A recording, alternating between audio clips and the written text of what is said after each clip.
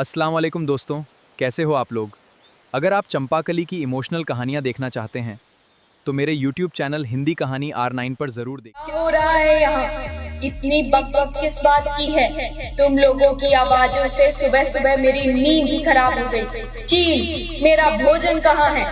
हाँ डायन माता, आपका भोजन तैयार है।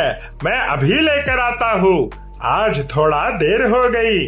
आज बिल्कुल फ्रेश नाश्ता है आपके लिए। हे भगवान, ये डायन कैसी कैसी हरकतें करती है। अभी उठी है और उठते ही खाने की बात कर रही है। अगर ये डायन कभी मेरे इलाके में मिल जाती तो इस जग्गू चोर का जलवा दिखाता इसको। डायन, मुझे आपके प्रश्न का उत्तर मिल गया है। हाँ डायन। क्या कहा? तुम्हें उत्तर मिल गया?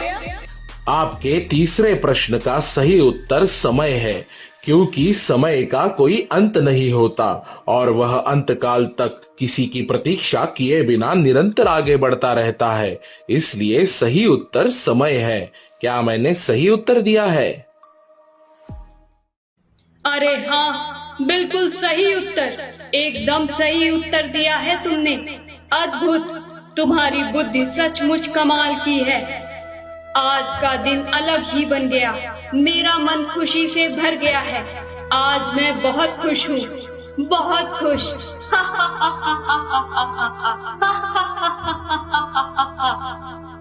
सचमुच?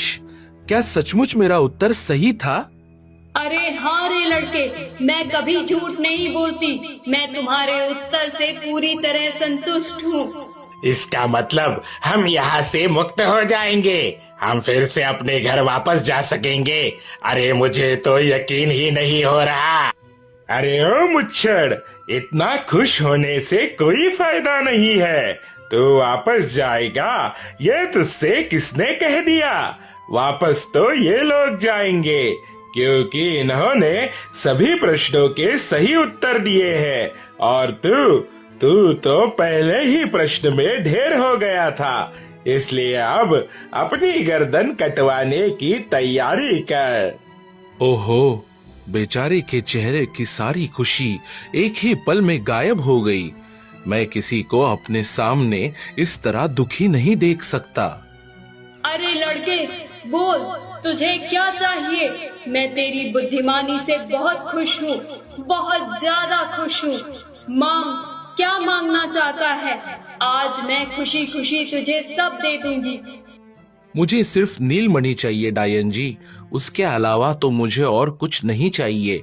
लेकिन आपसे एक विनती है।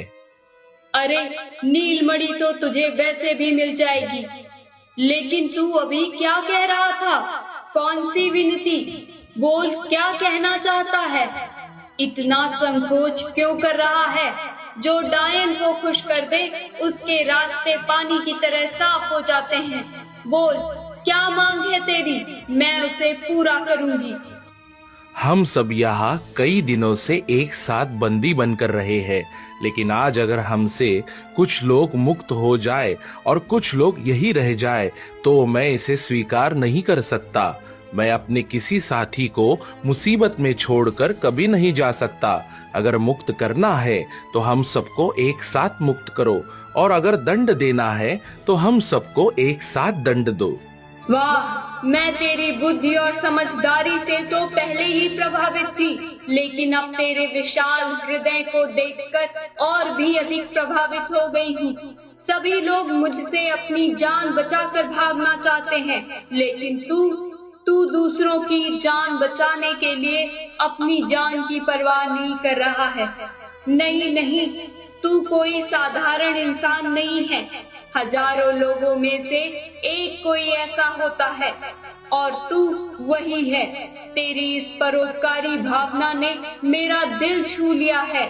जा, आज से तुम सब आजाद हो। हाँ, तुम सभी मुक्त हो।